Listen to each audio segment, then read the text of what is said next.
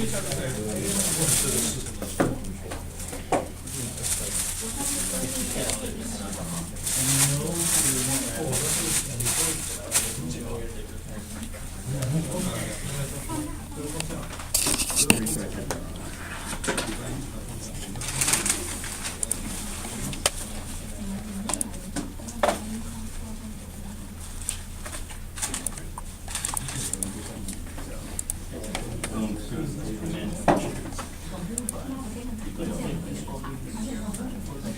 so tough to take a pass for original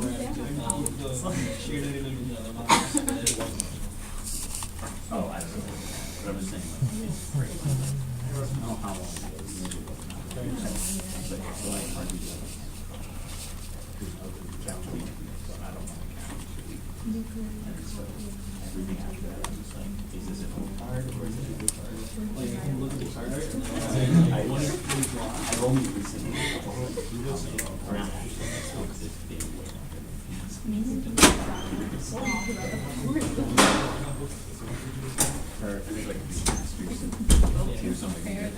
you want to ensure that using the string you say the number.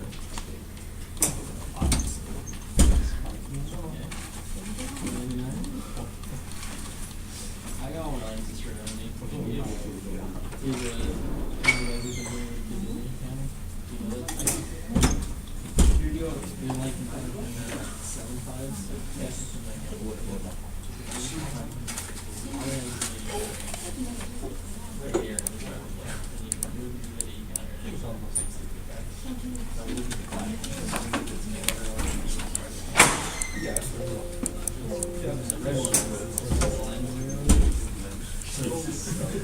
So Nick had it, and he had it on the board, and he was like,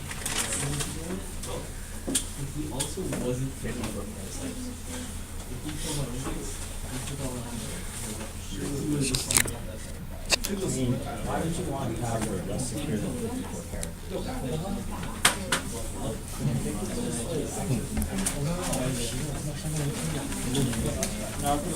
All right, folks, we're right at 6 o'clock, so we'll go ahead and get started.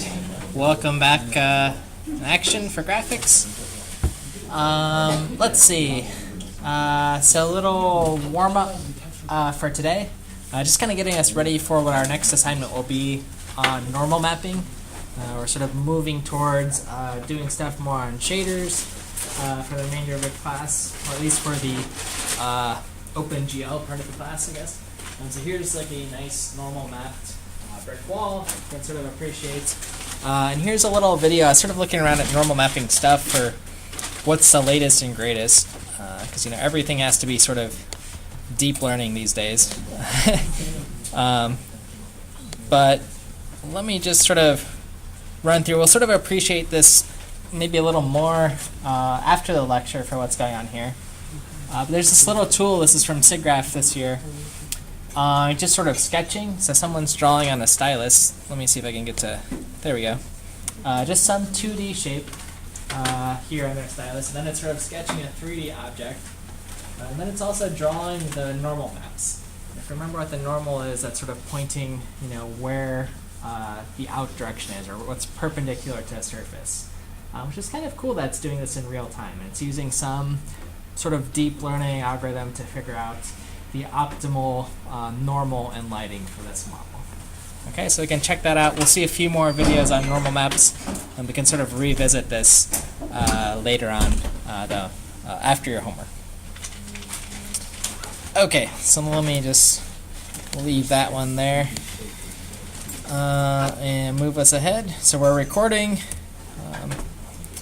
Last lecture, just a reminder, we worked on sort of lights, camera, and action, spending some time moving our camera around, sort of understanding what the view matrix is, the eye position, manipulating that, what the up vector is, and then our view direction to build that view matrix.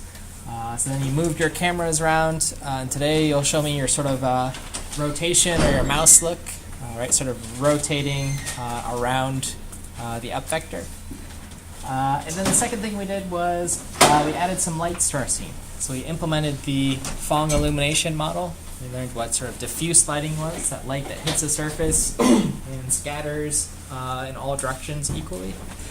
What specular is, for the glossiness of some material. And then what ambient light is, that sort of like sunlight that's always shining and illuminating a model. Okay, so that's just a little review of last class.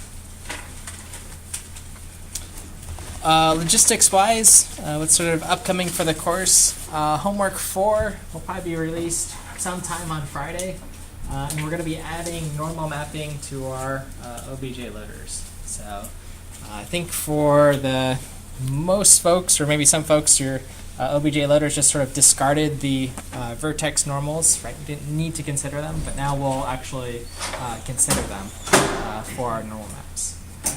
So that'll be the next thing. So we sort of had the final step on this loader, and we'll also be doing a lot of work in this shader to implement that. Questions or comments on homework 3? Did most people get through it? Found it like okay, or once the model shows up, it's pretty satisfying. Maybe some battles, to fight. Sort of checking your vertex buffers, making sure they're big enough, right, to store data. Yeah. I'm curious about, like, both for the last one and for this one, for handling like bigger OBJs, like what kind of techniques we could. Yeah. What we're doing wrong, I guess. I guess there's nothing in theory wrong. I think there's just sometimes you get lucky when you're just loading a model that you happen to allocate, maybe by accident, a buffer that was big enough. So this is about just sort of looking at the framework, making sure your buffers are big enough. There were some things like the PPM loader allocates on the stack, so it can only handle images that are so big. So maybe catching that if there's a big texture from like a really big file that has a lot of detail. So you can load bigger things on the stack. Right, yeah. Because for a heap allocated, then we can allocate sort of as big as we want. The stack has some fixed limit. And our images are pretty big. They can be like several megabytes. So I think some folks might have ran into that with the Lamborghini model. Yeah. Yeah, so, we'll take a look at it as far as when we're grading it, or maybe not penalize as heavy for like a big model if it didn't load. Were there other techniques people used for the big model to sort of trial and error it? Or if it just sort of worked, maybe it was just your graphics card had enough graphics memory if you tried something like really, really big. Yeah. So I tried it on my laptop, it crashed, it got a slight fault, but then I tried it on my desktop with the NVIDIA GPU. Okay. Yeah. So we'll be testing on, I don't know, my machine's a gaming machine, so should be okay. But that could have been one thing we ran into, right? Just out of video memory. So it might just work on your computer. Might just work, yeah. Cool. Which again is something to consider, right? Our graphics cards are they have finite resources. They have so much video RAM to store data on, so it might just work, yeah. Other thoughts or problem spots from the homework? I'm mostly asking just because we're sort of building on top of things, so make sure your code's running. Otherwise, we'll get you up to speed tomorrow. Trevor had a nice suggestion. I think next lecture I'll sort of introduce some of the like professional debugging tools that folks use, like the professional GPU debugging stuff. There's one called RenderDoc if you want to look ahead. API Trace is another one, and they're all free tools. So RenderDoc and API Trace. I'll write them up here and you can keep in mind. Oops. Let's see. RenderDoc.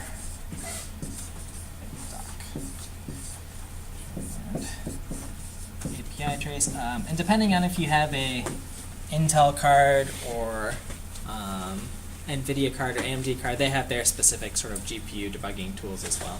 Just in general, if you're running any graphical application, you can run it and sort of see how that scene was constructed. And again, that might be, often these tools can tell you like how big your buffers are when you're allocating them. So if you see it's a number like 6 or something really tiny, you probably know there's something to change. Because I think that's what was given in the latest support codes. I know that was potential bug stuff. yeah, just some things to keep in mind. Okay, so with that sort of leads us into the next homework. Final project stuff that's also going to be released Friday. I'm going to spend some time today. So today's agenda is sort of covering what we're going to do in lab, adding multiple lights. So again, sort of working in the shaders, seeing again that GLSL is pretty much a regular C-like language that we'll be using. We'll talk about normal mapping to get us ready for the homework. And then final project suggestions, from my end at least, of things that I think I could supervise well if you took them on. Otherwise, projects are pretty open-ended if you're super interested in something. I really don't care what you work on in that sense for the final project in this course. As long as it's graphicsy, right? Could even be like 2D image processing stuff, which we haven't done, as long as you're doing something interesting on the sort of GPU in OpenGL land. And if you have, well, we'll get to ray tracing stuff. I was gonna say, if you have a really fancy graphics card, you can do all kinds of cool ray tracing stuff. You could maybe do some sort of CUDA thing if you want, though we won't talk about it in this class. But again, just some ideas. We'll sort of float around and have some discussion for that. Yeah. I just have a quick question because you mentioned ray tracing. Yep. Does the 2080s and those graphics cards, do they have new functions for ray tracing, or is it just like optimized for existing code in particular ways? Yeah, Do you know? so these new graphics cards that came out have specialized hardware for ray tracing on them. I don't know, again, how general purpose it is as far as like, can it just be, sort of like the GPU is just good at crunching numbers. But my understanding is architecture has separate like units specialized for ray tracing logic. Or at least that's how it's being marketed towards us. So. Yeah. But it should be a game changer. There's something we're using things called vertex shaders, fragment shaders. There's now these like mesh shaders that are supported.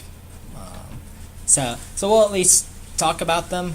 We don't have any way to test them or use them, but that's the latest and greatest. So I will make a mention during ray tracing time, which will be cool. Cool stuff's ahead in graphics. Lots gonna change. Okay. So with that, though, let me start us off with multiple lights, sort of our topic of today, or what you'll work on in lab. So, last time we created one light. Today's goal is to add multiple lights to our scene. Okay, so there's, I guess I've just got one shown there. We'll want to add multiple lights. Again, from our previous lab, we implemented the Phong illumination model. Again, sort of the ambient component, diffuse, specular. In totality combined, give you this sort of nice, realistic enough lighting model. Okay, and we're going to implement a specific type of light. It's called a point light. So we're sort of just illuminating everything based on our model, but a point light has at least one different property of it. And if we can have multiple of these lights, it sort of creates an atmosphere in our scene. Okay, so the goal of different atmosphere, I took this from learnopengl.com, but same scene, different colored lights, positioned different places, give you these different like atmospheres, right? So this is what I want you to create for your lab today, like a desert theme if you have brown and orange lights, or a factory theme, or biochemical if you have green or whatever, and then if you want to make it dark and scary for Halloween, you can do that too. So that'll be the idea of the lab, implementing 4 different lights, 4 colors, that give some different feel to your scene. Okay, so multiple point lights, continued. Well, what is a point light? It's a light that has a position, and it illuminates in all directions, right? It's just like a lamp that hangs down, or like a chandelier, but it fades out over a distance. It's sort of it's not a like it's not like the sun, for example, which sort of extends on indefinitely for how we think of the sun at least, but just over some short distance. The way this light fades we call attenuation. So that is the greater distance we are from our object, or where, if our light is further away from the object, it should receive less light from. Okay, so this idea that on this chart, this is distance on the x-axis, and the intensity, or how much light impacts it. So if it's very close, it impacts it a lot. If our light's very far away, it sort of attenuates. Okay? And there's different ways to model this, but this sort of parametric equation kind of looks good in graphics and is cheap enough for us. Right? So this is a quadratic function. Okay, so here's just some example of lights sort of falling off sharply, right? If we just think about street lights, and these are point lights, so just illuminating from the center around some radius, or light sort of falls off. You can see where it sharply it doesn't light a surface anymore.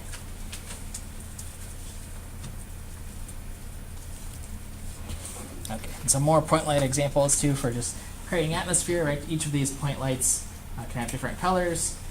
In combination, they can make some sort of interesting scene for us.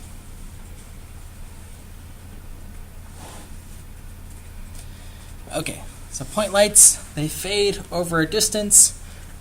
Implementation-wise, thinking about how to implement this, I think even in our last lab we had this light struct here that we were working with. And a struct is some aggregation of data, whether same as in C or Java or whatever.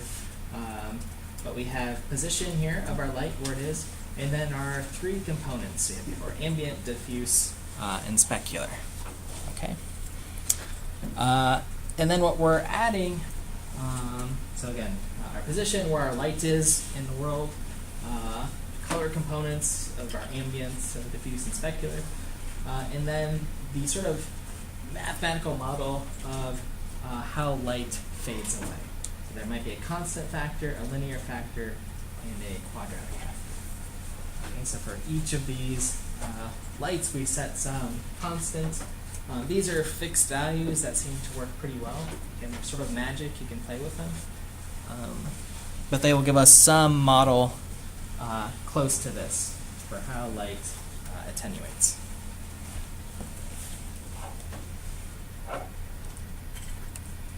Okay. So in order to figure out how far away an object is, because we need to have some sort of distance, right, for how far away some object is from our light source. We compute this from our fragment position. Okay, so our fragment position, it's in our vertex shader. Okay, we have some position, that's where we are in the world. And we're simply transforming this, right, if we need some position in the world, by world space. So multiply it by our model matrix. Okay, and this gives us some idea of where that fragment is that we need to color, and then we can use that as some positional data. Okay. So once we have that position, okay, where the thing is that we want to light up, that's here, this fragment position, and we have our light where it is in space, this vector. We can subtract them from each other, and there's this handy length function. We'll learn in GLSL there's a lot of these handy if you need to use or do something mathematical. Function built for us, so length. So give us that distance. We can store it here. And then it's just a matter of figuring out how far away are we and sort of attenuate that intensity. So how much do I color in that fragment based on how far away I am? Okay, so this usually looks at the scale, 1.0 divided by, well, sort of our light constant plus some linear factor times our distance, okay, times some quadratic factor. And that's what sort of gives us that nice sort of quadratic-looking equation. Okay. Right. So the further away we are, that makes this number bigger, and if we're dividing by 1, it lights up our fragment less. Okay, so less light, less color for that little fragment. Okay, makes sense on this bit for folks?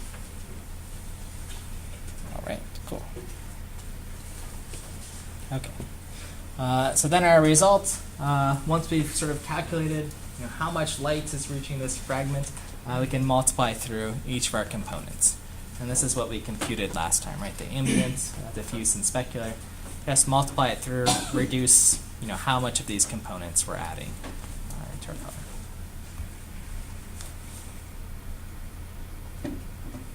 Okay.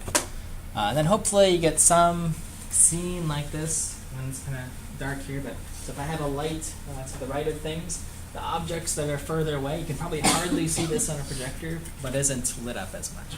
It's further away from our point light source that's receiving less light.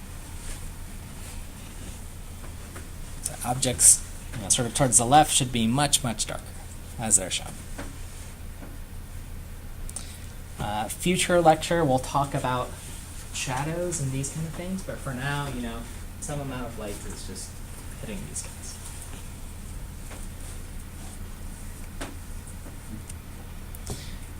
Okay, so the part of the lab is we want multiple lights. So how to represent those? Simplest way, or most direct approach, is just have an array of data actually in our shaders. Something like called a point light structure. So this is, I guess, a new concept here. So we'll have some array of things that we want to pass in as uniforms for different lights. Okay, so I'll have a bunch of sort of uniforms that I'm setting up for my point lights. Point light 0 will have a light color, position, its own ambient intensity, its own color, etc. And then I can have, I can sort of replicate this code for point lights 1, etc. Okay, and I need 4 of those. Okay, and again, these are uniforms. They're being passed into our shader. So these names, or this data structure needs to match exactly what we have in our fragment shader.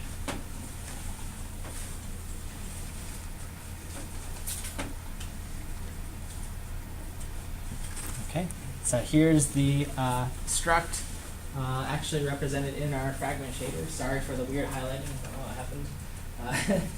But you'll see struct, and then this is an aggregated data structure. It's called point light. That's what the data structure is actually called. It's got some of these things like our light color, position, how intense the light is, these constants, the color values, etc. And then here's our actual uniform that we're initializing for this data structure, and then what I called it, lowercase p point lights, in just one of them here. So I need to modify this for 4. If you want to go crazy and have 20 lights, you can have 20 lights. I sort of modify that as needed. Question? So why don't you just have like a single object instead of having an array of? Why not have just like Like one point lights. here? Yeah. Yeah, it's a little bit easier to organize, right? This is sort of consistent.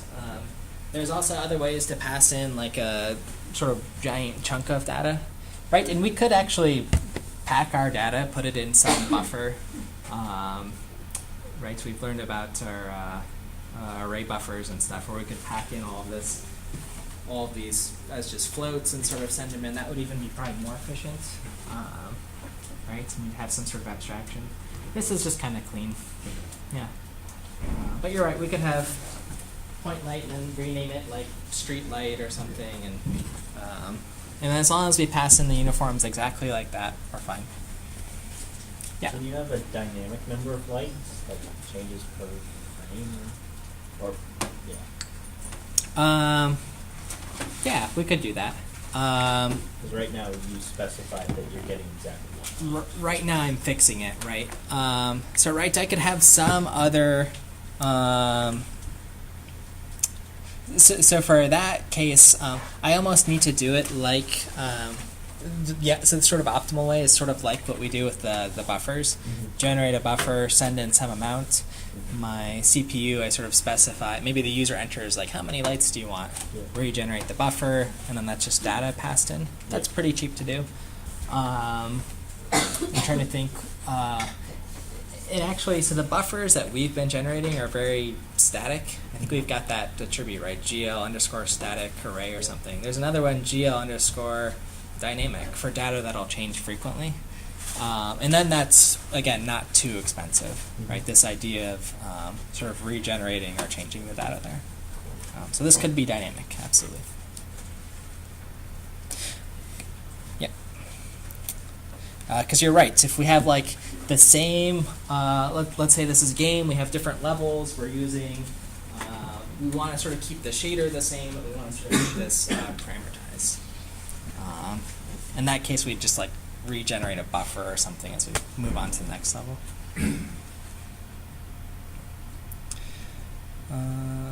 Okay, let's see. Okay, let's see. Did I miss anything here? Nope. Okay, so you'll sort of modify this as needed. Create more lights.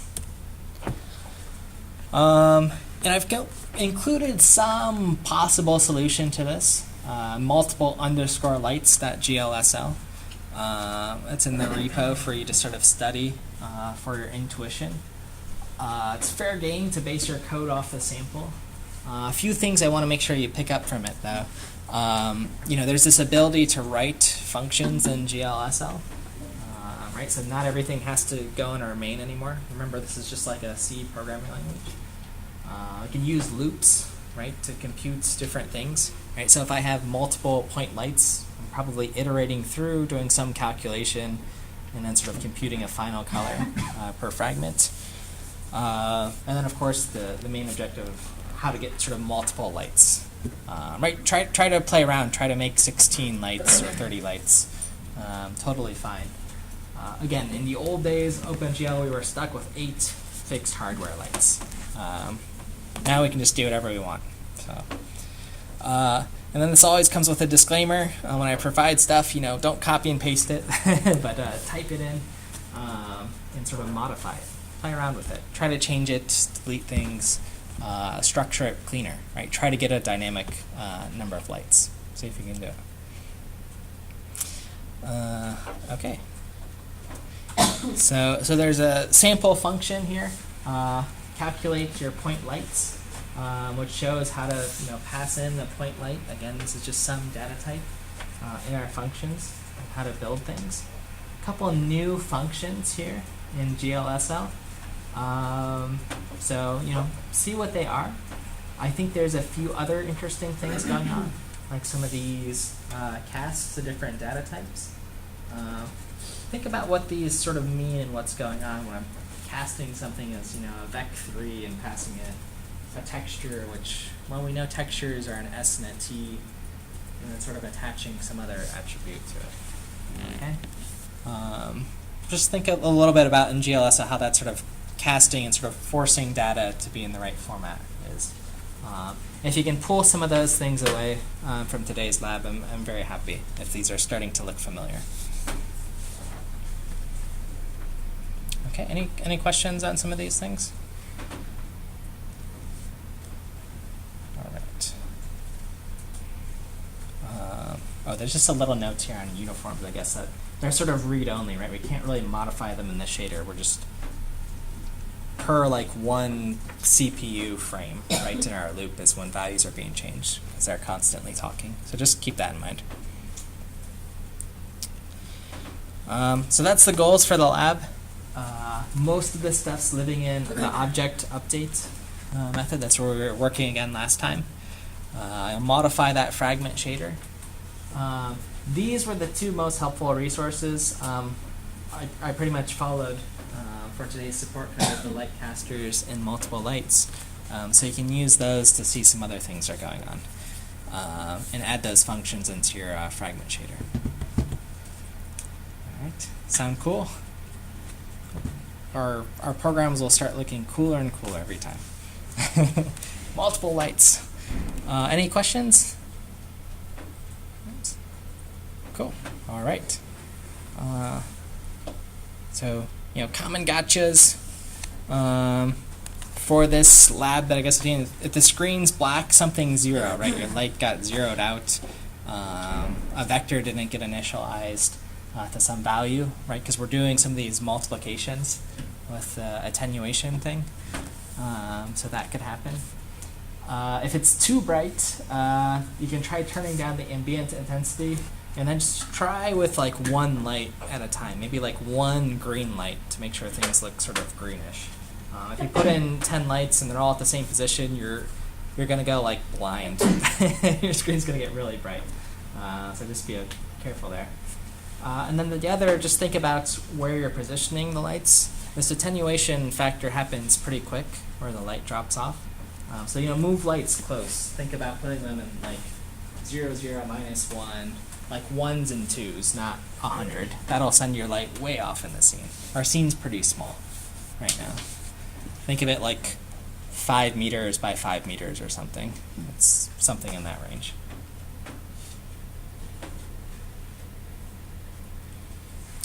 Okay. So if no questions on that, I'm going to shift gears a little bit to normal mapping to sort of prep us up for that homework coming up. And this is sort of the next thing. I mean, this is all about lighting and lighting things up.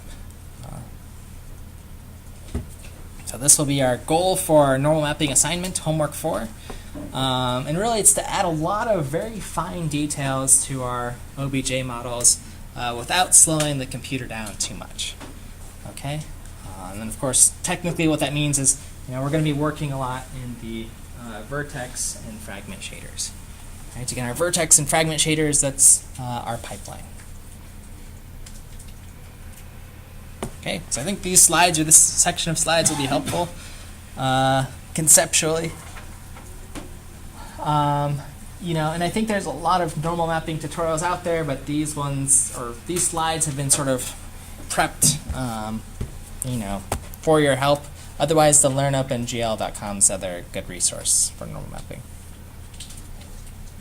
Okay, and you're free to always go above and beyond. I'll write this in the spec for this homework if you want to add on to the shader.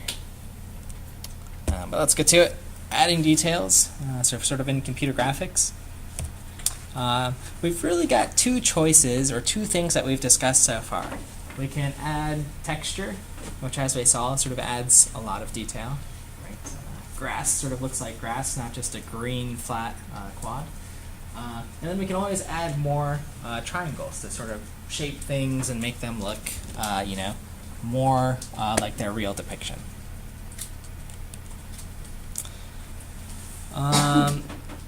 So when we're adding textures, we saw that was sort of a really big improvement because we're adding detail on sort of the per pixel level, right? For however detailed our textures are. Again, when we were doing color triangles where we started, we just had, simple per vertex level. We kind of got some cool triangles when we had like the red, green, and blue triangle that sort of interpolated different colors, but again, not super detailed. Okay.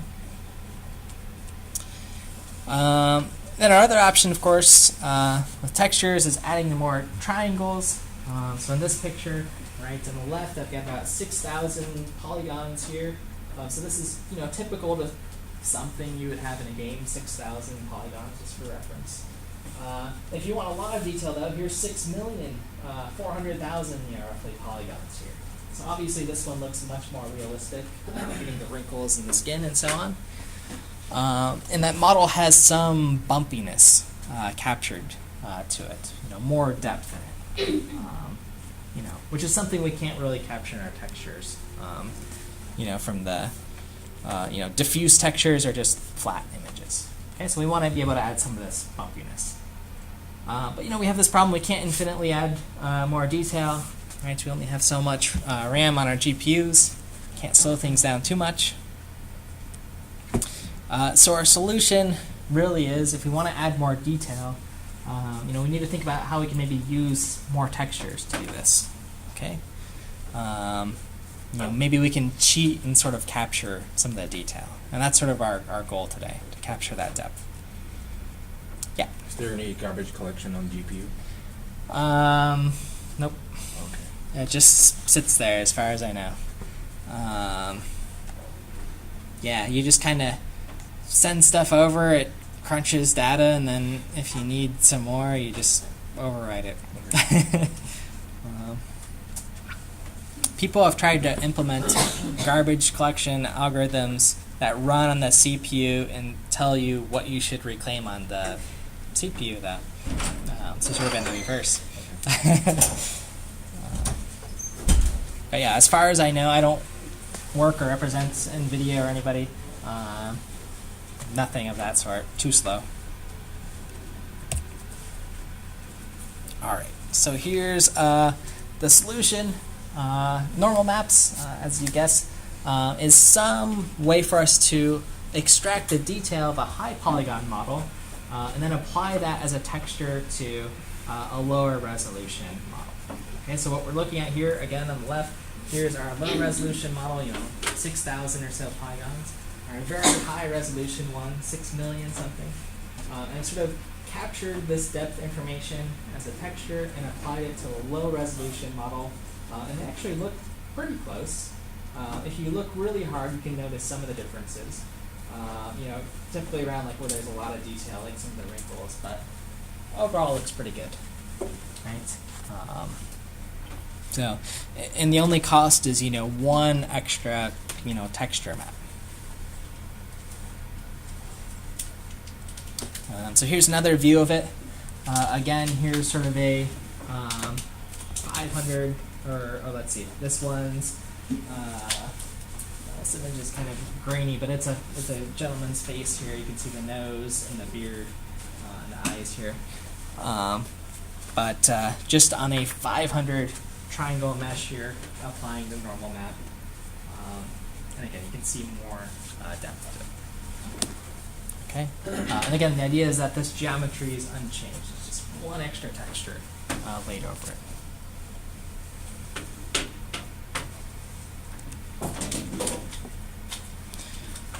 And again, normal maps just telling us per pixel, at a per pixel level, those fragments, how dark or light something should be made. Geometry is the same. Okay.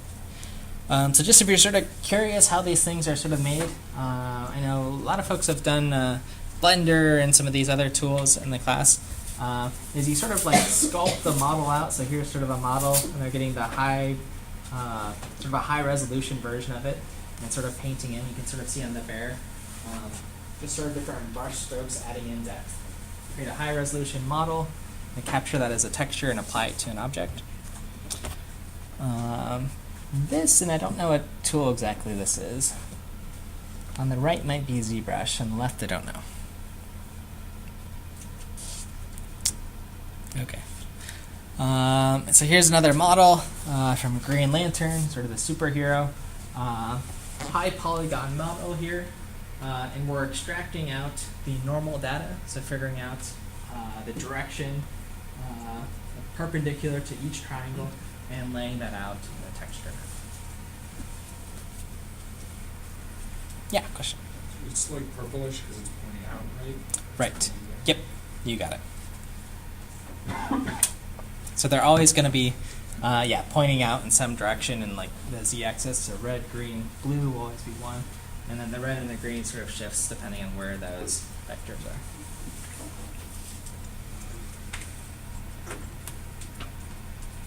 Okay, so here's sort of the more typical example. I often start with sort of the brick wall, so you can sort of see things. I think I'll provide some brick wall or something for the homework as an OBJ file, just to get things sort of up and running. But again, the idea is, the brick wall, it's just, if we represent it in polygons, right, we've just seen it's two triangles, but we can really extract a lot of detail out if we apply a normal map on top of it.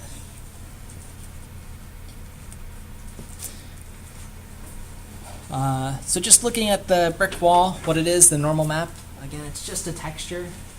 So it's just some image that we load into our memory, and then we're going to sample from each pixel. That's how we refer to a position on a texture rather than a pixel. So it's texture data. It's on the GPU. And then as mentioned, why the blue color is because these values that we're getting, there's a mapping of RGB to XYZ values. Since Z is pointing out, that gives us a value of 1 here, and then R and G map to where some vectors pointing out in x and y.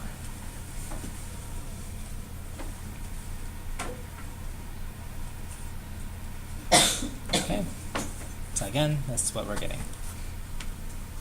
Some normal. Okay, so let's think about it in OpenGL, what we need to do. So we can draw, these sort of fancy brick walls. Again, if I sort of overlay, it's only 2 polygons, but it looks better than 2 polygons, right? Yeah, question.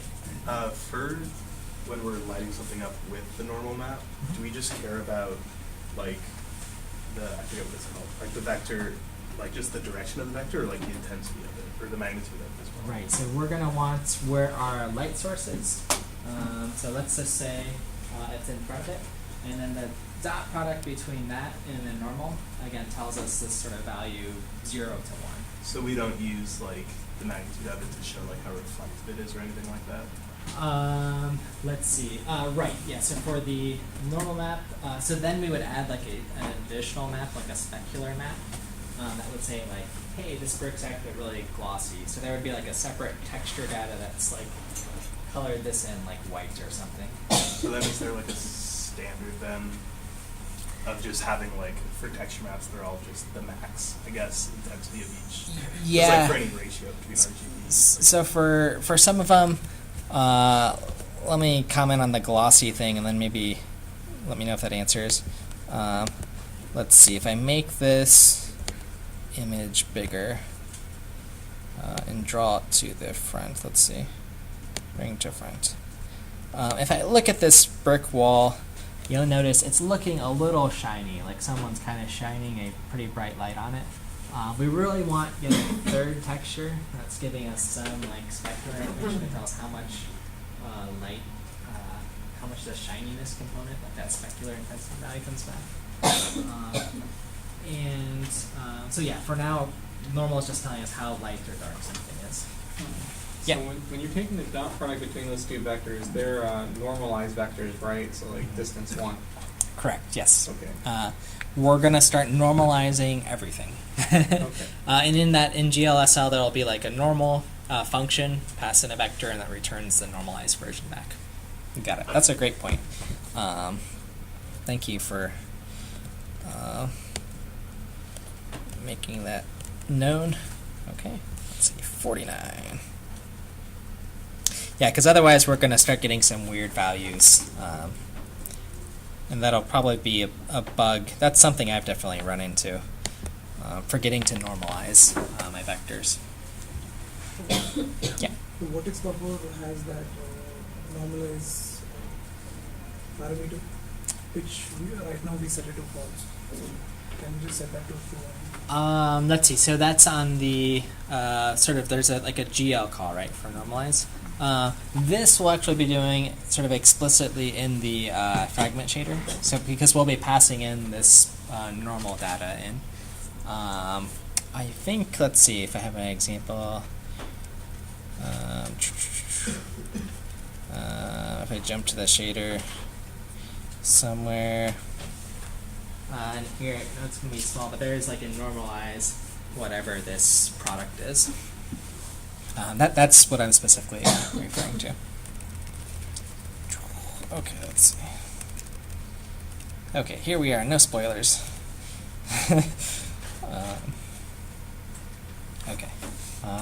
Okay, so we'll have two sampler 2Ds in our fragment shader, right? Just the regular diffuse map and then the normal map. Okay. But now there's sort of this other question of, I talked about how artists generate these high resolution images. So you generate this normal map, this sort of like bluish image that sort of says where the normals are. But when we get these normals, what angle did we sort of perceive them from? That is, that's assuming I'm facing, straight on to the brick wall. Okay, that light's sort of hitting it at some value. Okay, so our normal map's generated assuming that the plane is facing the camera directly, right? That brick wall is just head on in front of us. Okay, if I tilt our object in some other direction, we need to make sure that that data, or normal, sort of tilts with us. Okay?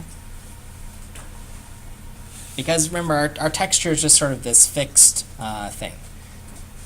Right? So for example, in our lights, we figured out how to move the fragment position around and sort of transform that in model space. Now we need to also transform sort of in model space these vectors. Okay? Does that make sense for folks? Like if I rotate my model 90 degrees, I need to make sure I rotate that texture data 90 degrees. Right? The normal is facing a new direction.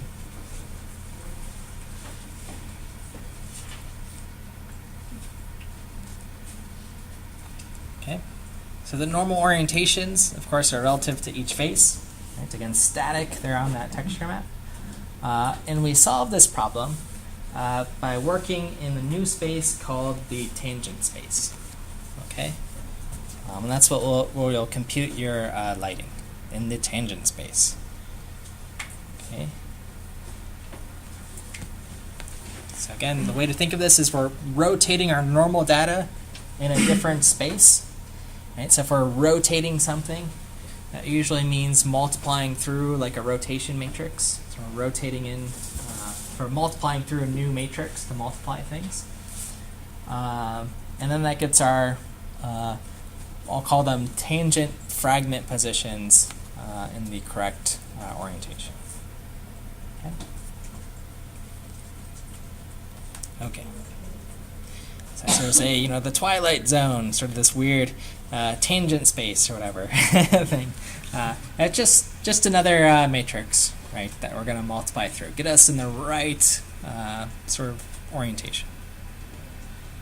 Okay. So tangent space, what is it? It's also known as texture space. Nice sort of resource here that we can take a look at. And again, nothing we can't handle mathematically, just a new terminology. Because we've already worked with object space, sort of multiplying through that model matrix. And we've worked with, in our world space, right, after we multiply through our model matrix, that puts us here. Worked with our eye space, multiplying our view matrix, and the projection space. Okay, so those are the different spaces we've worked in. Again, little review on that if you need. But to the tangent space, what's that look like?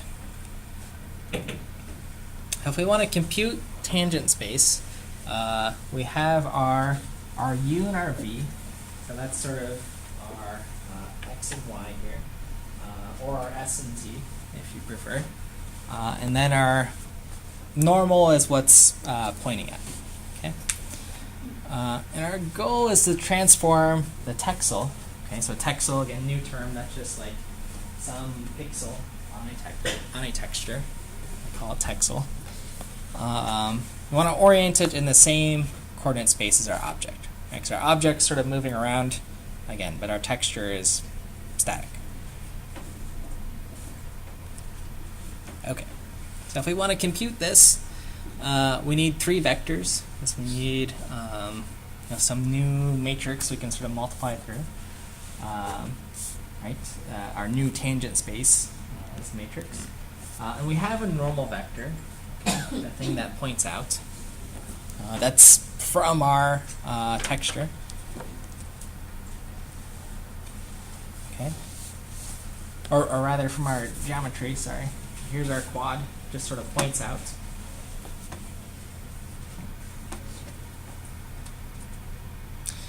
Then we need something tangent to that surface. Okay, so some other vector parallel to the surface that's sort of coming out. We can choose a bunch of them. Well, we just need some tangent vector. Okay. One that runs alongside the coordinates space, S and T.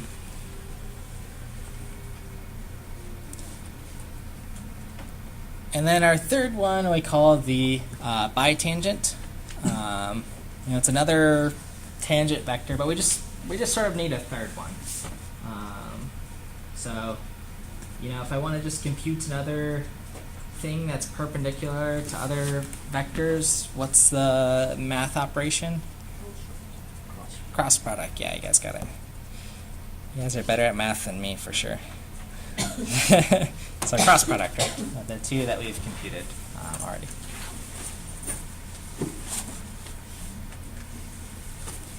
Okay. So with those, we have our new space. I call it the TBN matrix for tangent, bitangent, normal matrix. Puts us in tangent space. So you can sort of organize it like this in column form. You can actually see this today if you look in the geometry CPP file to see what that matrix looks like. I think I've already got an implementation for like a fixed object. For your homeworks, though, you'll have those VNs that we ignored in our OBJ loaders. You'll be passing those in.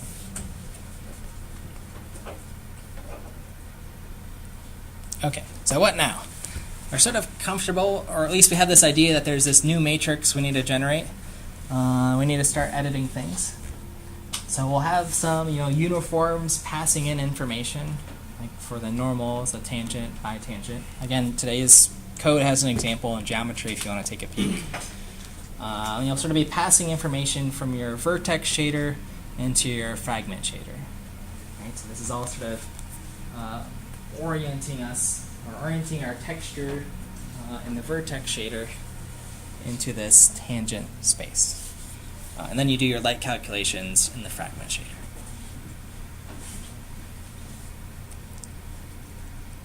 Okay, so let me sort of get that straight. I try to have some dialogue. There's a lot of new terms. But the idea that we're computing a TBN matrix in our vertex shader, right? So we've sort of rotated our model around to some weird orientation. We know sort of where our normal is for particular triangles. So that's sort of step one in the vertex shader. And then once I have that TBN matrix, I'm going to use that to manipulate things like the light, view position, fragment position, etc. for figuring out how much do I light some fragment. Move something around, oriented it to my texture, and then I can just draw, from here, multiplied by TBN, and compute something like a tangent fragment position that I'm working with. Okay, so that's what I'll be sort of working with.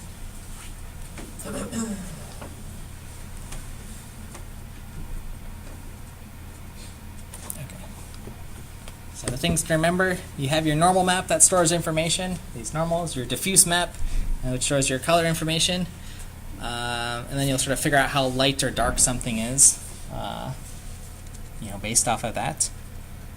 And, you'll want some light in your scene, so make sure you have like an ambient light or a point light there that you can use. So that's why we're practicing with lights today.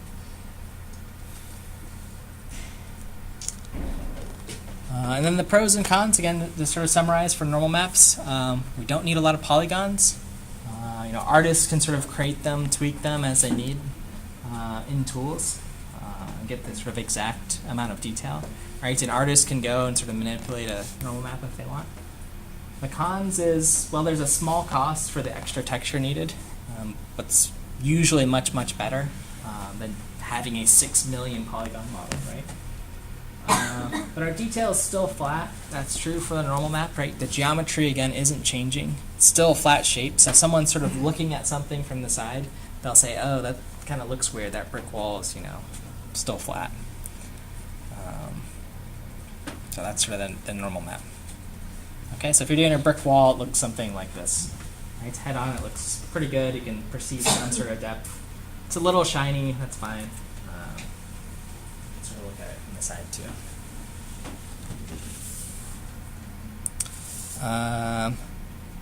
Let's see, some other things to keep in mind once you're debugging this, is you'll know you've computed the normal is right if, depending on where your sort of light source is, if it's like rotating around or whatever, like one side of the shape should be black, right? Because your normals are facing one direction. If it light's behind something, it shouldn't light up at all. Okay. And then I guess the second thing I had was your texture might like sparkle a little bit. That's okay. It's not a perfect lighting model. For that, we need like the specular map that says how exactly bright something is. And it's going to speckle a little bit because we're recomputing this TBN matrix for the different like orientations. So you might get some like little artifacts if your specular intensity is really high. Okay, so sort of that's the normal map for your next assignments. We'll gear you up and prep you for that. There are some common mistakes I found from last year when we did normal map. No reason to go through them now, but you can take a peek later. And then you can send thank yous to last year's class. And then whatever you guys add this year, I'll try to keep a log. Okay, so a few just video supplements on normal maps. And then we'll have final project stuff and then lab. So these I found pretty handy. Let's see. Okay. Couple of commercials. There are two different types of maps that game artists use: normal maps and height maps. And at first glance it might seem like there are two different ways of doing the same thing, but while they both give our low poly models more apparent detail, they are used for distinctly different purposes and are not interchangeable. Height maps are black and white because they only care about the height difference in the direction perpendicular to a face. So we'll work with height maps for terrains soon, so sort of pay attention to the distinguishment. Black is down, white is up, and 0.5 gray is no change in height whatsoever. When we bake these cubes as seen from above using a height map, we can tell exactly which ones are farther away. Normal maps are kind of the exact opposite of height maps. They don't contain any height information whatsoever. Instead, they contain angle information. They're colorful because each color records which way the faces are pointing. When we bake these cubes like we did with the height map, we will see the angles of the beveled edges, but they all appear the exact same height, since again, there's no height information. The results from this simple test might make it seem like height maps are the way to go, but there's one massive advantage that normal maps have, which is what makes them so useful in games. We can use the angle information to make sharp edges look soft by angling faces in opposite directions at the edges, which is impossible to do with a height map that only records up and down values. Giving hard edges the appearance of beveled edges drastically increases the quality of the model as seen in-game, because it allows the light to glance off edges in a really pleasing way, which in turn makes it so that we can better tell the form of the object when seen from a distance. To make things complicated, there are three types of normal maps: tangent space, object space, and world space. Tangent space are the most common type, and records which direction the details are pointing in relation to each individual face. Blue is looking at the face dead on, red is looking from the right, and green is looking from the top if you're using OpenGL, or from the bottom if you're using DirectX. Object space takes the local orientation into account, so each side of the object is a different color. For some reason this is faster for graphics cards to compute, but it does have some drawbacks. If you have a character that deforms, it's going to throw everything off because when they twist around, all of the shading will be backwards. Another drawback is that you can't mirror UVs because each side is different. So it might make sense for some super basic objects, but it's very rare that I'll use object space. World space is exactly like object space except in relation to the world. So instead of right and left relative to the object, it's like an absolute east and west that doesn't change when the object rotates. So essentially if your object rotates at all, this type of mapping isn't going to work. You might find it useful in some very specific programs like Substance Painter, but in general you wouldn't really use this in a game engine unless everything is completely static. I know the topic of normal maps can be a bit confusing at first, so hopefully this video helped to clear things up.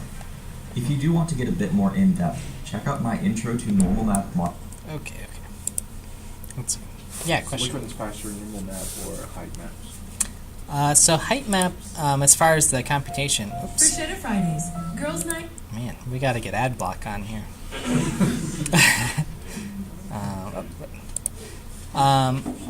So let's see. Height map. I guess we don't have to do any really like transformation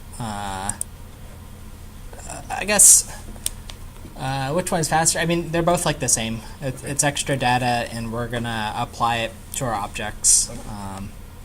That's sort of the way to say it. Height map, the typical context, or at least the context we're gonna use it in, is for our terrains, which are gonna say when we're rendering like land and scenes like that.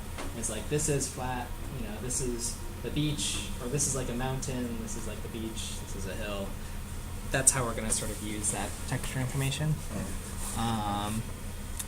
You know, we could, there's other shaders where we can sort of generate geometry based on this, like texture data to actually perturb the surface. But yeah, we don't have that in our pipeline right now with just the vertex and fragment shaders. Performance-wise, I think it's going to be the same. I'd have to benchmark it. We might have more number crunching in the normal map because we have to do this change in space thing, but about similar. Let's see, here's another, I don't remember if I showed this video or not. Stop me if I did, I'm gonna just start playing it. Chronicles of Riddick, might have looked last week. Normal mapping, sometimes referred to as polygon mapping, is a fantastic new technology which allows a game developer to display a no-poly model. We did watch this? Yeah, the guy's like, Google that. Oh yeah. He sounds like some tough guy, huh? Yeah. This is new as of like 2010, even like older than that. Yeah, it's probably like 2006. Revolutionary technology. Yeah, I don't know. Even the comments are making fun of this. Yeah, it's a 2040. Like, look how low this resolution is. Look, nice big. Yeah. Was that me? No. All right. I'm gonna leave the lights off because we'll have more videos here shortly. Here's sort of the original paper. Graphics paper is actually pretty readable, right? The math isn't too bad. It's a lot of linear algebra. This idea of normal maps has been around for a long time now. So yeah, that video, right? The new technology. No, like 70s. Like. but again, if you want to like see this idea again, of like basically what's going on is you have some surface here that's smooth. You want to apply some texture that has detail, and you can sort of like wrinkle that surface. That's the trick Blinn came up with. Blinn's another one of these graphics sort of superheroes. I think there's like the Blinn Fong like illumination model, all of these like things he came up with, but you know, normal mapping is one of them. Let's see, final project IDs. Any questions about the normal mapping stuff? Sorry, we're in like movie theater mode here. Yeah. So sometimes there's vertex normal data in the OBJ file. Yeah. Sometimes you have simple PPM. So what is this difference? So we're still going to be using the sort of normal data for like surfaces that sort of orients us, right? Right. That's our first normal that tells us, hey, which direction are we going on our actual geometry? Right? So I've got some shape, pretend it's me. My arm's got like normal is going out this way, this way, etc. And then the PPM then has this sort of like additional like per fragment what the wrinkles are within that one surface. Right, so I have one flat surface, again, pretend it's the brick wall, and then there's like wrinkles within that surface that's captured in the texture. Again, since it's in the texture, maybe it's like very small. It's like per triangle. It's like that texture map. But we're using both informations. I think again today, if you look in the geometry.cpp, you'll see. I think I have like a comment like, "Hey, I cheated and just made this brick wall like pointing normal this way or whatever." Something like that. Since it's just a flat surface. Answer your question? Okay. Other questions on the normal mapping stuff? Yeah. I guess this one kind of a question about textures too. Why do we include, like, we did the math in Simple Plus, right, to get rid of all the redundant points. Why isn't that just already in the texture where each pixel is like? I see. Or even So, like when we're generating our buffers and stuff, right? Right, yeah. Like, Yeah. why isn't it already just every pixel's unique in the texture we provide? Yeah, I mean, so there's a couple of reasons for this. One is the sort of, I guess it depends on the model format. It depends on what information we want to like capture and store. Right? You could almost think of like, we did all this work to sort of process, break out this like stream of data that we're just sending in some buffer, right? Sometimes we do or don't want all that information depending on what we're trying to render. So maybe just the geometry. So it's hard to tell what's like redundant, per se. I'm kind of like at the OBJ level, right? We already know all the indices we want. We already know all the vertices we want, right? Yep. Like we could then just get rid of the redundant ones at that level, like before anything is compiled, and that would like offload that work. Oh, sure. Yep. So we'd almost have like this cached like Yeah. OBJ file or something, right? And we just stream it in. We say, hey, here's the numbers, here's the layout. We could absolutely do that. Is that a thing that like at production people do like as a last step before they like ship things, or? Yeah, or maybe even to just like protect assets. I'll need to think about if it's done in shipment. I actually don't know the answer to that.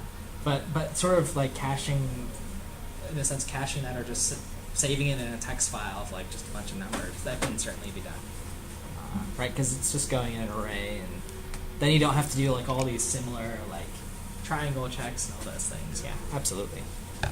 That'd be a nice optimization. Yeah. Other questions? Everyone understand that question? Okay. Cool. If not, I'm going to move us into final project idea mode, and then we'll break into lab. So a little bit of context switching today. And let's see. I'm going to click with the recording and the machine that's on. Okay. So first sort of series of final projects. Again, your final project can be for this class whatever you want. You can work in a team of 2, maybe 3 if we have like an uneven number. And you know, the range is whatever you want. I'm gonna post or send some of the videos from last year's projects so you can get an idea of what folks did. But I think after next week we're going to talk about terrains. So some of these sort of terrain demos are nice. Yeah, I'm sorry. We're going to have a lot of here we go. So this is just a sort of terrain rendering demo. Right, so it's a giant terrain. They've painted over it, sort of normal mapped. Maybe you'll pick out some of these different techniques. There's this idea of tessellation, meaning we're not always drawing the full detail. Stuff that's close gets more detail. I talked about no tiling artifacts, meaning it's sort of blended multiple textures here. So putting multiple textures on a terrain. This is kind of a nice demo. Again, this isn't sort of out of range, whether you believe it or not yet, for what we've done. Let's see. Because someone did something similar to this last year, so. Let's see. Okay, so there's just some cool things. Okay, some of this stuff's getting a little crazy. So that's one idea for like terrains. Let's see. Next one I've got is sort of city rendering. Again, yeah. Would you like to learn to code the front?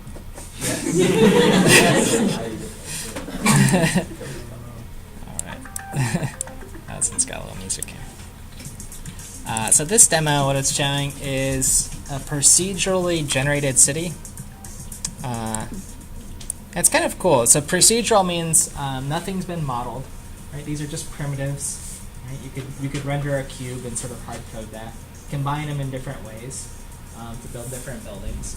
I think that would be cool as like a step 1, just showing off a bunch of different buildings, and you sort of figure out how to procedurally generate PPMs, right? Just tiled shapes, put them together, right? And then if you can do enough of them, then you can sort of organize them in a grid, right? And that's, you know, basic sort of city, right? A SimCity style simulator. Okay. This particular demo goes a little bit wild and sort of like adding different heuristics about like different style buildings and these kind of things.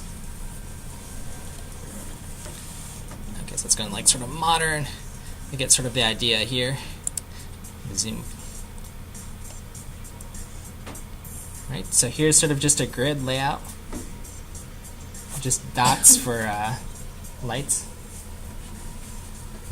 They've tried to intelligently then generate a city, right? Bigger buildings are sort of in the middle for the city center.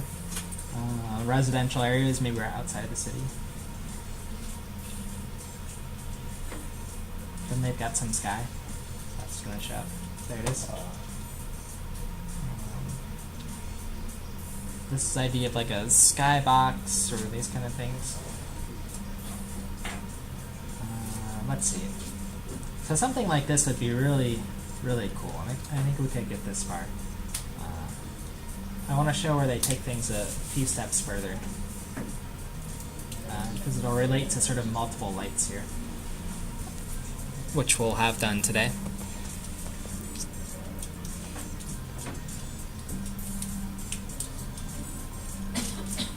Alright, so they've got these different buildings lit up.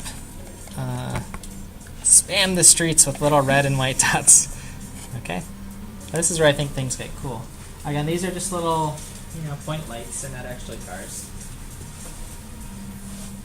The actual lights here from these guys, maybe these are things that reflect more light back. Right, so it's sort of like a specular map for just some texture. I think that looks pretty cool. So some sort of like procedurally generated city. Is a really cool graphics project. Let's just see what it looks like at the end. See how far they got. Yeah, looks pretty good.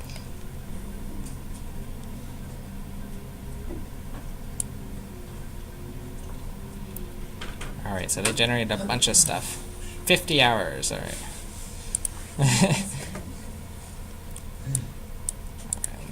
Kill some of these. We have 8 weeks. Alright, next one. Okay, so this is more on terrain. On the GIF here, you can see on the right, sort of towards the front, there's more detail. As you're further away, things are less triangulated. So that's this idea of a continuous level of detail terrain. Okay, so I'm going to make things bright again.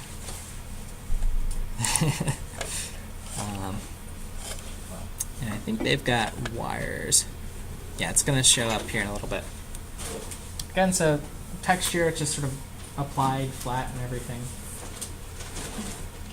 We're going to get a wireframe view here. There it is. So stuff that's close is, highly detailed. Stuff that's far away, not as much. I think this one actually was from a tutorial, and this is the one that someone implemented last year. So this is kind of fun too on the sort of data structure side if you want to focus for your final project more on like, let's just build a really cool data structure and have some graphics application. Okay. Let's see.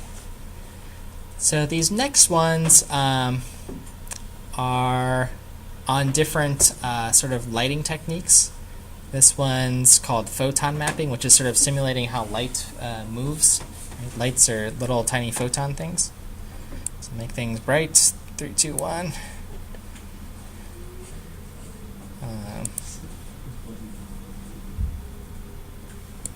I know, yeah, we got to crank this up here. So here's just some scene. I just want to show like the standard. This isn't a great. Hold on here. Let's see some photons here. Okay, so this idea, right, that you have some light source and it's just sort of emitting light, this time at a very high intensity, but that's how things are lit up, sort of one particle at a time. So this is sort of a different lighting model than what we have. Okay. You can sort of see it in this GIF here where this light's moving around. Just how the light and particles affect the scene. So if folks are really interested in ray tracing, which we're going to get to in like that'll be like our last 1-ish, 2-ish lectures. These are sort of the right projects to be looking at. Radiosity is another form of it. Right, here's a light source, and you can sort of see it's lighting up different objects. The difference here is it's a global illumination thing, but the light doesn't bounce around like the particles, but it does light everything up sort of one at a time. Let's see the video. Oops, yeah. So they sort of explain this. Yeah, this one's actually the GIF's actually a better representation here. But you can watch the 4-minute thing if you're interested. And sort of these like advanced lighting models. This is the kind of stuff, again, if you're in a tool like Blender or Maya or using a lot of art tools, when you click like the final render button, it's doing like these sort of advanced lighting simulations. So if you're interested in that sort of aspect of graphics, this is sort of the right category of projects. Let's see here. Okay, just one that's kind of cool, this idea of constructive solid geometry. So this could be like a more CAD almost like project, where you can actually drill into shapes. It's basically doing different Boolean operations. Boolean meaning if this shape intersects with something, subtract some piece of geometry away. So they're doing just some little thing here. They're going to drill this shape out. So if you're interested in like sort of deforming things, this sort of works. So yeah, I don't know. I don't know what they're doing in this demo.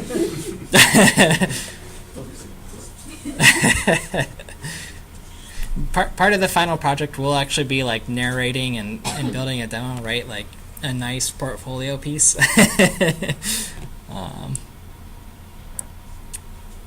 Okay, here's another one. Progressive meshes. This is again the idea of on the left is sort of the low res version of the bunny, on the right is the high one, and you can sort of do it on demand. And so there's a little slider just on the left here. As it goes down, you sort of remove geometry. Yeah. That's cool. These ones I'm particularly fascinated by. So I'm hoping at least someone works on this one. Yeah. Right. So would you load the really high model in and then like go down, or is there a way to build up past the models loading it? So if you're interested in building down, this one's starting from the high-res one, and sort of figuring out, hey, which of that geometry do we not need, so removing it. If you're interested in building up, that's the next project, subdivision. So this time the converse, we're starting on the left and going to the right. We're adding more triangles. So this is something Pixar is famous for. All right, I'm going to click.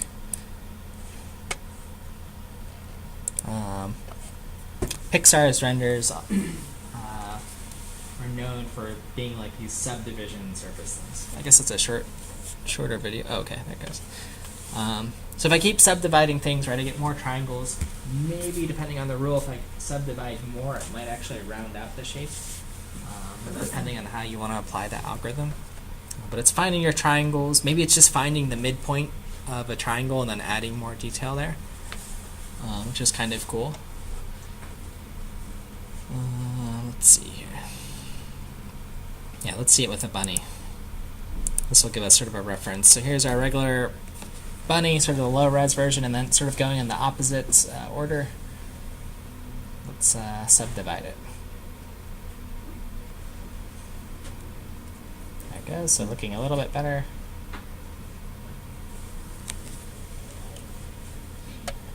Okay, so it should be getting pretty smooth here. So smooth. Smooth as a There we go. So are they going towards like a reference high-res one, or are they doing it based on like adjacent polygons that you like? Yeah, typically they're just going by the adjacent polygons. You could do it by reference to give some idea of where to add detail. But if it's a pure like just subdivision surface algorithm, it's just saying, hey, here's a triangle. I'm gonna, make it add more there. Right, but I'm thinking, because if you just like the naive thing is just it would still be a flat, but it would be three that were all flat. Right. Yeah. So in this one, it is adding more triangles and sort of averaging or rounding out. It's maybe even it's sort of like beveling the surface. Yeah. So Yeah. are they taking each midpoint, each edges, and then connect them together? It looks like that. That's one way to do it. Yeah, either from the midpoint, if we sort of carefully study it. Let's see. They'll either take it from midpoint or just from one of the edges and see if I can connect from here to like the midpoint of somewhere else. So they're just doing sound division, or they're you could just like make a little triangle here from the midpoint of each of these edges. So there's different ways to do it. Anything would be fine for the project. So that's these guys. So next, same idea. So another term for sort of progressive mesh is decimation. So removing detail. Here's sort of the classic example. They like to do it on this cow in sort of different levels. The goal for this one is very quantifiable, I guess. It's how similar or recognizable does a shape at 0.1% of the detail look to the original model. The idea being like you laser scan in something from the real world because you're like, hey, I'm too busy. I don't want to like model this laptop. I'm going to laser scan it, super high detail, and then remove detail. So here's a mesh. Let's see. So this video kind of goes over the structure. We see it's very detailed, and this is giving the idea of, okay, how do I sort of like fold edges or get rid of them? All right, so they've gotten rid of this point here. They just maybe took in a midpoint and then connected everything. So there'd be a couple heuristics for it. Let's see. Sometimes with these algorithms, they're trying to be smart. So if there's a lot of detail in a place, right, this is almost like a heat map for like where is there a lot of detail. So if there's a lot of detail somewhere, maybe you can remove more from that area versus less at another area. Where if you lose some geometry, it becomes very apparent. So that's just what they're trying to model here. Let's see. Okay, I want to actually show them like reducing this guy though, so we can see it. Okay, so they're saying their algorithm's better than other folks. Here's the Minotaur or whatever at different things, so you can sort of be the judge.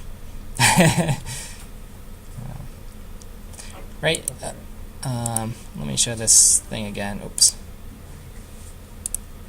Here we are.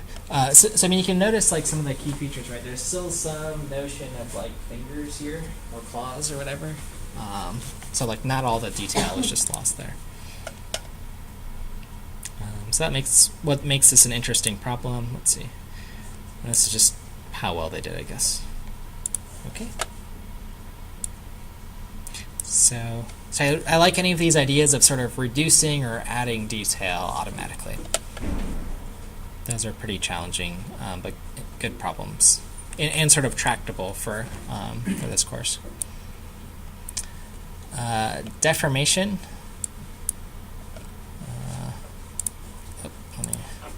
This video is short, so wait for it. So,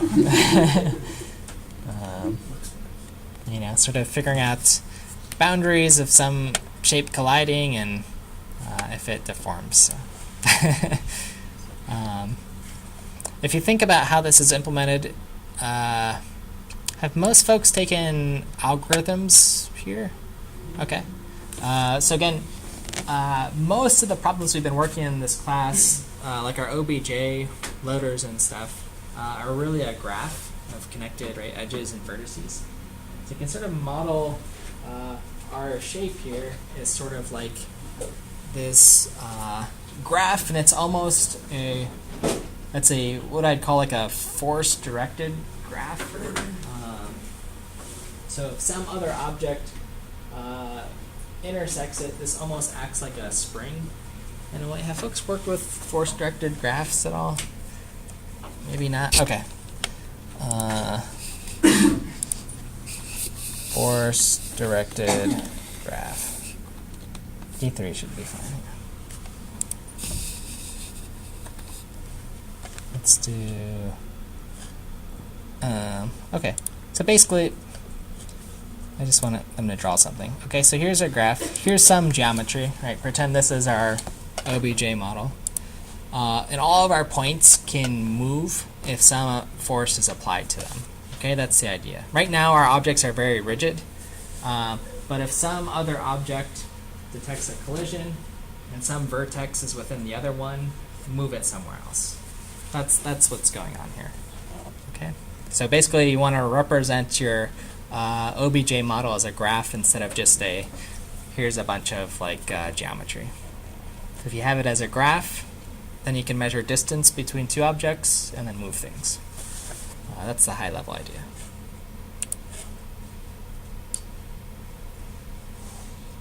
Again, not as bad as it sounds in the sense that we know what vertex 1 is, and we know, in our OBJ files which components are connected.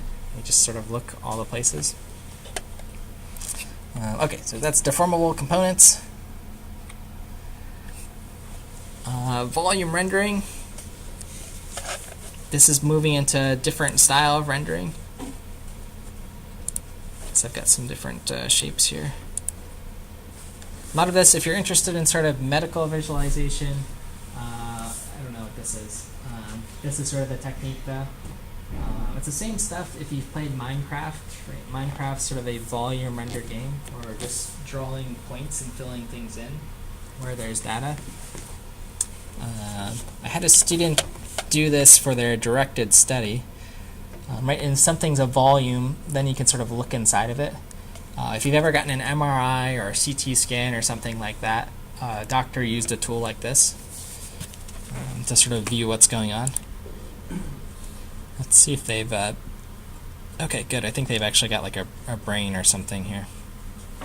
Some sort of human-looking thing. Okay, so here's a... let's go back to the foot here, yeah. So the bones, right? Bones have a different density than your muscles and your skin, so those can be represented in different ways. So they're sort of looking through the different layers.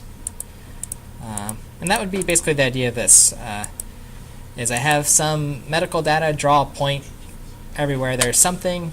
If something's not dense, like air, for example, you don't draw any point. Okay, or it's completely transparent.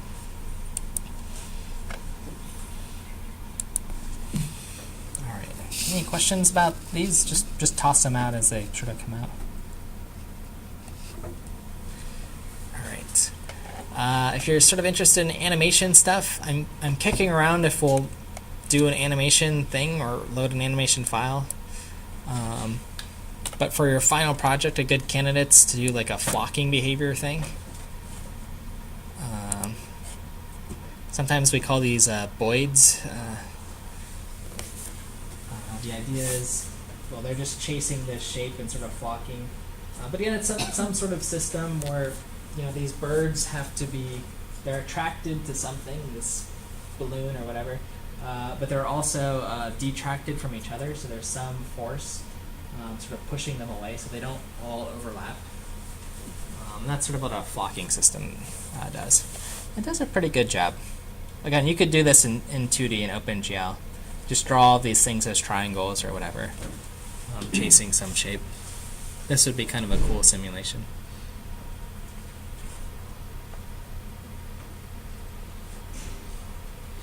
So if you're interested in, I'd say, like artificial intelligence, flocking behavior is sort of like one of the basic things, a basic like behavioral AI behavior.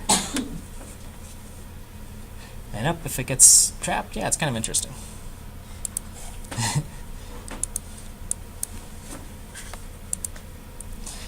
All right, this one's on physics. If you're interested in more physicsy stuff. Oops. This is,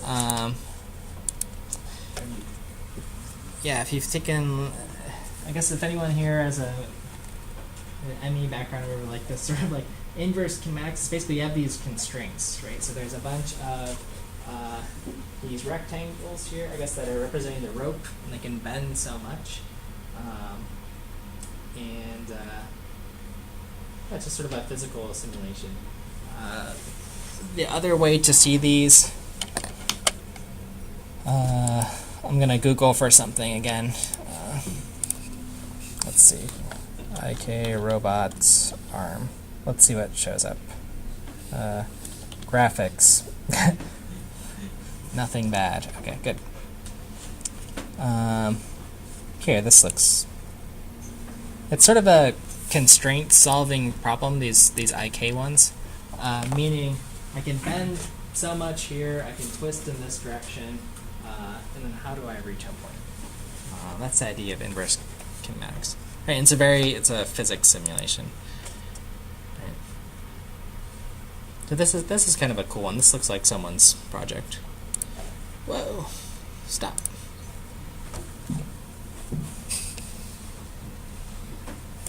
Okay, more animation stuff, or physics, I guess.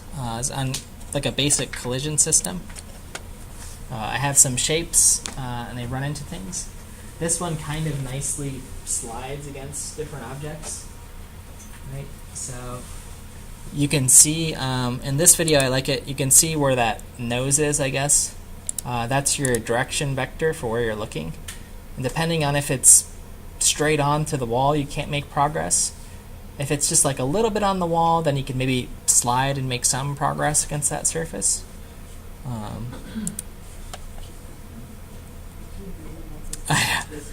Should be. Stop! Go away! Maybe at the end of the class. I'm curious. But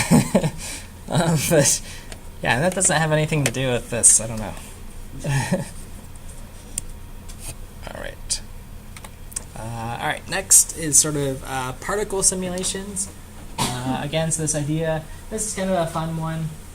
Again, lots of tutorials on this for just, I have some source and I'm going to just generate a bunch of particles, bunch of textures, sort of blend them, make them look nice. Again, this sort of almost falls under like flocking behavior. Let's see, so here's some like shape that's just exploding. These ones are kind of cool too because you really get the idea of what a GPU is giving you and what tasks it's good at. It's a bunch of these independent particles that are just obeying some laws, moving around. And they don't really have to know about each other, they're just moving. Yeah, maybe this demo is a little, there might be some simulation stuff going on. It's like Windows screensaver. It's like a Windows screensaver, yeah. Let's see. Does OpenGL have a particles mode the same thing as a triangles mode? It has a points mode. Yeah, so this is just drawing things as points. We can do that. We can do points, lines, triangles. So in this one, I think it is just rendering them as points. Let's see, in this GIF here, it's just rendering them as triangles that are textured. And then they're maybe transparent or a little bit translucent. That gives us sort of nice, like, if they're a little bit transparent, that gives us sort of this nice fiery effect, I guess. These ones are just pure quads here. These ones are textured as circles on top, but transparent on the outside. So that could be a cool one. That's one. I'll bring up some more maybe during the lab of particle systems. I think the Learn OpenGL site has one, and the OpenGL-tutorial site has a nice particle system. What you also sort of learn about is since these things have like hundreds or thousands of these particles, this idea of instancing objects to be efficient, which is also cool. All right. If you want to make a little game, that's totally cool. You get the idea. There's a video here too, but for this, right? If we can load one OBJ file, right? You can load as many as you want. You can find buildings. You can use the stuff that we have and sort of move things around. Good practice with just sort of building on top of the graphics framework. Sort of putting together everything that we have in this class. I think everyone could do this. This could be a, if we had more weeks, a homework assignment, build a little racing game. And it's got some... Okay. If you want to, you can sort of just work purely in the shader area. Right, so you have some OBJ model and you want to try different shading styles, maybe a few. This is a technique called cell shading. So it's popular in a lot of games. Here's sort of what it looks like on teapots. So it just draws a couple flat colors along the shape using some color information. But it gives sort of this nice cartoony effect. There it is. You should just watch it.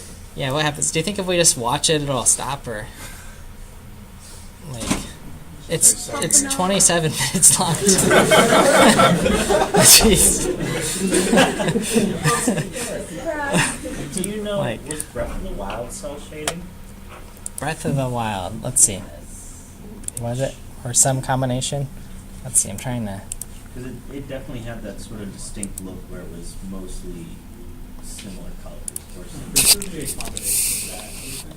The Vital Concrete is a powerhouse. So. Let's see. Let's see what it looks like.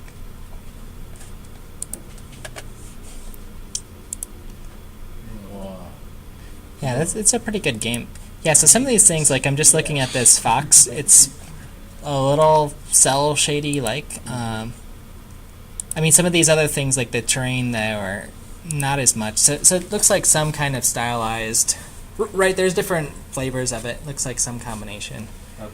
Like the environment is really realistic, but like the creatures are not. And the characters. Yeah. Like Link has like the colors on him are Let's see very if we can get. sort of- They are like pretty flat and stuff, yeah. Yeah. I would say that's probably true on the characters. These guys are pretty cell shaded. You know, maybe they. I mean, yeah, everything sort of lifelike is. That's a pretty handsome game here. Yeah. It's looking good. Yeah, I haven't played, but I definitely would if I had one.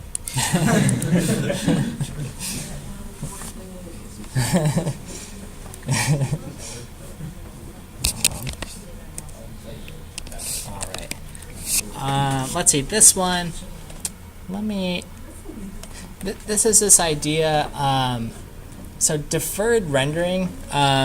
Super cool if you're interested in sort of the graphics, like building a graphics engine side of things. The idea is you sort of have multiple passes through data, right? So in this image, it's showing the final scene on the sort of top quarter image. It's showing the normal map data, right? Just the blues, greens, oranges here, whatever. Blues, green, red, greens, and blues. The actual, just regular diffuse map, right? So this is just the actual texture. And then it's using some positional data just for like how to color things. And you sort of combine these with some lights and you get a cooler looking scene. So I'll actually show what the scene is.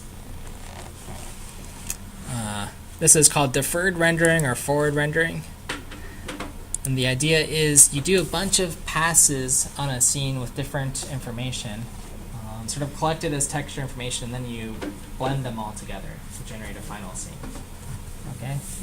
This is sort of the standard technique for games.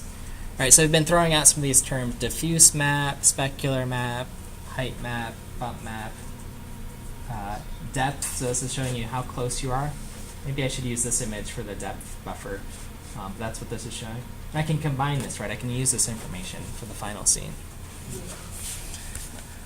Let me sort of fast forward us here. Okay, so there's some lighting stages. Let's see. So here, sort of, they're going to add a bunch of lights. Again, the power of this is, since we're doing everything sort of at the final pass, we can add a whole bunch of lights and sort of make it realistic looking here. Okay, so again, looks pretty good. I wish they had a shot of just the diffuse map, but they don't. Which leads me to, let me bring up one more thing. Graphics. There's this gentleman, his name is Adrian Courage. Let me pick a safe-ish one. This one. He sort of does these nice graphics breakdown. Again, if you're interested in this sort of deferred rendering, he goes sort of, how is this frame rendered? Okay, so here's a scene from a game. Here's the normal map. Sort of at different levels. Here's the depth map information. Shadow map. We haven't talked about shadows yet. But anyway, so you have all these different passes that get combined into the final scene. Here's sort of light.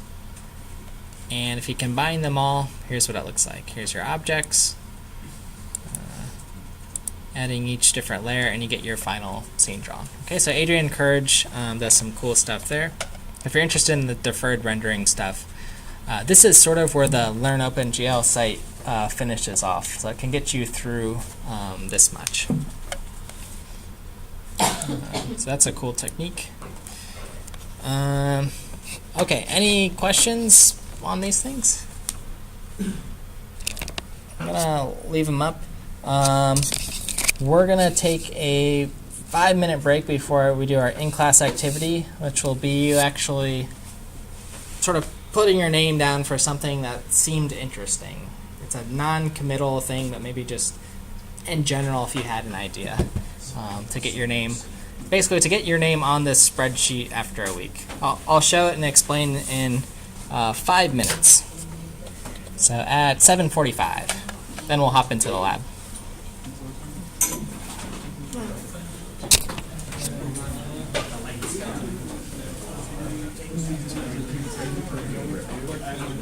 Chance to work on the lab again?